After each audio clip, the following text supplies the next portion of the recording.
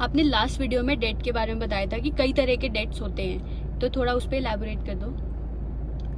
पहले तो नमस्कार है, जय हिंद है।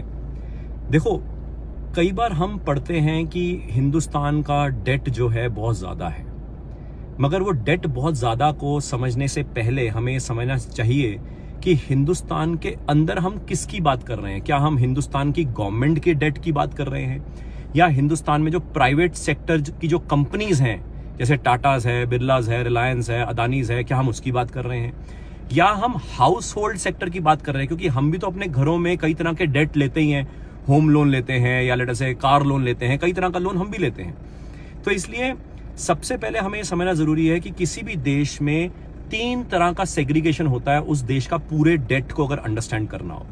जैसे इंडिया का जो पूरा डेट है वो हिंदुस्तान की जो जीडीपी है उसका इस टाइम पे 170% है, यानी कि जीडीपी अंदाजन 3.3 ट्रिलियन डॉलर्स है। तो उसको अगर हम 1.7 से मल्टीप्लाई कर रहे हैं या 170% कर लें, उतना हमारे हिंदुस्तान का टोटल डेट है। उस टोटल डेट के अंदर जो हाउस होल्ड सेक्टर का डेट है, यानी कि जो घरों ने डेट लिया हुआ है, वो टोटल जीडीपी का 36% है। इसके अलावा जो नॉन फाइनेंशियल सेक्टर की जो प्राइवेट कंपनीज है, यानी नॉन फाइनेंशियल सेक्टर मतलब बैंक्स को छोड़ के या एनबीएफसीज को छोड़ के, यानी कि जो जेन्युइनली जो कॉर्पोरेट्स हैं अदर देन बैंक्स या एनबीएफसीज, उन प्राइवेट कंपनीज का जो टोटल डेट है वो अंदाजन जीडीपी का 88% या 90% मान सकते हैं।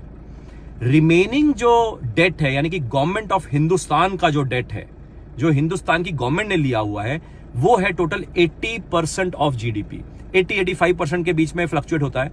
यानी इसका मतलब है अगर कोई पूछे कि हिंदुस्तान का डेट कितना है, तो हमें पूछना उससे जरूरी है कि हिंदुस्तान का डेट तो 170% ऑफ जीडीपी है, मगर तू हाउस होल्ड डेट की बात कर रहा है, नॉन फाइनेंशियल सेक्टर के प्राइवेट कंपनीज की बात कर रहा है, या गवर्नमेंट ऑफ हिंदुस्तान की बात कर रहा है, क्योंकि उसके हिसाब से हमारा नजरिया चेंज हो जाता है।